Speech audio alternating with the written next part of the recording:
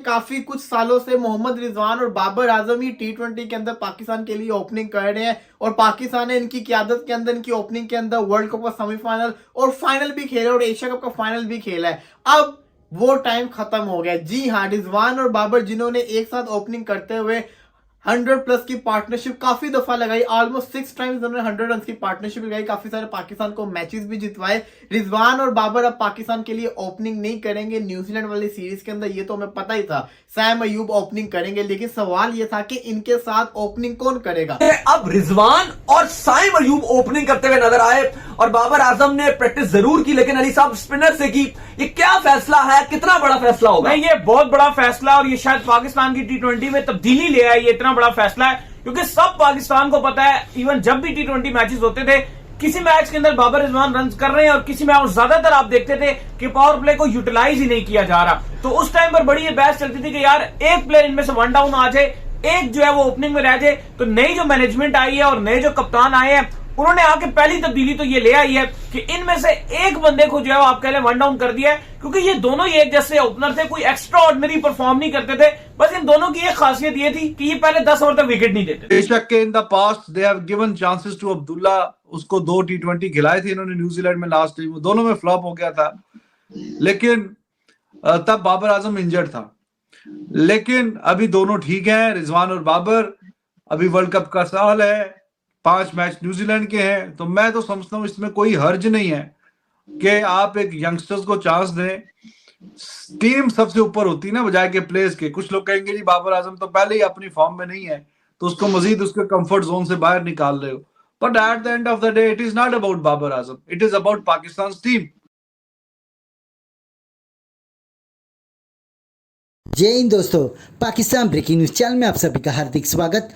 पाकिस्तान की टीम टी20 सीरीज खेलने के लिए न्यूजीलैंड पहुंच गई है, जहां पर पाकिस्तान क्रिकेट टीम के मैनेजमेंट ने बड़े फैसले लेना शुरू कर दिया। एक तरफ मोहम्मद रिजवान को वाइस कैप्टन बना दिया और दूसरी तरफ बाबर आजम को ओपनिंग से हटाकर वन डाउन पोजीशन दे दी, जहां पर पाकिस्तान के नए लेफ्ट हैंडेड बल्लेबाज साइम अयूब अब मोहम्मद रिजवान के साथ टी20 में पाकिस्तान के लिए ओपनिंग करेंगे।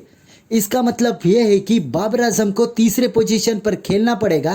किसी ने भी फ़खर जमान के बारे में कुछ सोचा ही नहीं, जहां पर फ़खर जमान ने इसके ऊपर अपना कमेंट देते हुए कहा कि मैं 6 या 7 पर भी खेल सकता हूँ। इसका मतलब यह है कि फ़खर जमान को भी ये कन्वे किया गया है कि तुमको ओपनिंग पेयर नहीं मिलेगी। अगर उनको पाकिस्तान टीम में खेलना है तो जो पोजीशन पाकिस्तान टीम के मैनेजमेंट द्वारा दी गई है उनके ऊपर खेलना पड़ेगा।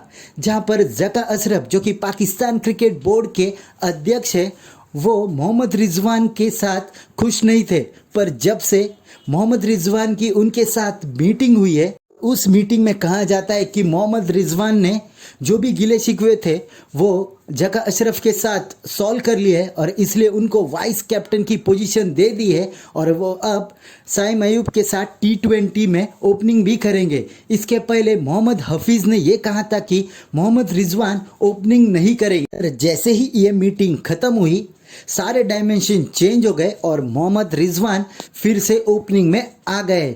तो क्या पाकिस्तान क्रिकेट बोर्ड में जो भी निर्णय लिए जाते हैं सभी में पाकिस्तान क्रिकेट बोर्ड के चीफ ज़का अशरफ का इन्फ्लुएंस होता है, देखकर तो लग रहा है।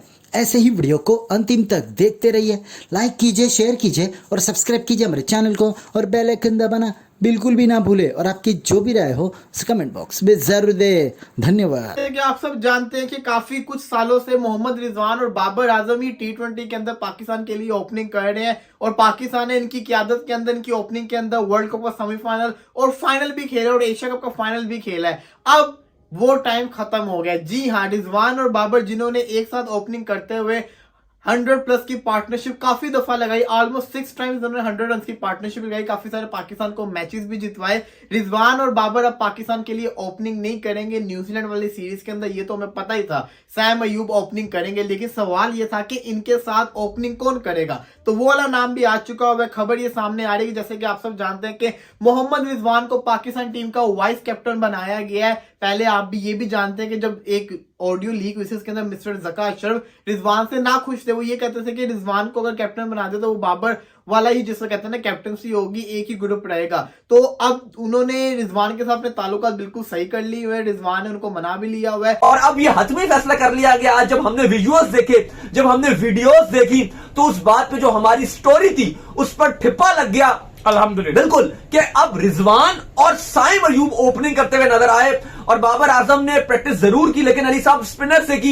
ये क्या फैसला है, कितना बड़ा फैसला होगा? नहीं, ये बहुत बड़ा फैसला और ये शायद पाकिस्तान की टी20 में तब्दीली ले आई। ये इतना बड़ा फैसला है क्योंकि सब पाकिस्तान को पता है, इवन जब भी टी20 मैचेस होते थे, किसी मैच के अंदर बाबर रिजवान रन कर रहे हैं और किसी में और ज्यादातर आप देखते थे कि पावर प्ले को यूटिलाइज ही नहीं किया जा रहा। तो उस टाइम पर बड़ी ये बहस चलती थी कि यार एक प्लेयर इनमें से वन डाउन आ जाए, एक जो है वो ओपनिंग में रह जाए। तो नई जो मैनेजमेंट आई है और नए जो कप्तान आए हैं, उन्होंने आके पहली तब्दीली तो ये ले आई है कि इनमें से एक बंदे को जो है आप कह लें वन डाउन कर दिया है, क्योंकि ये दोनों ही एक जैसे ओपनर थे, कोई एक्स्ट्रा ऑर्डिनरी परफॉर्म नहीं करते थे।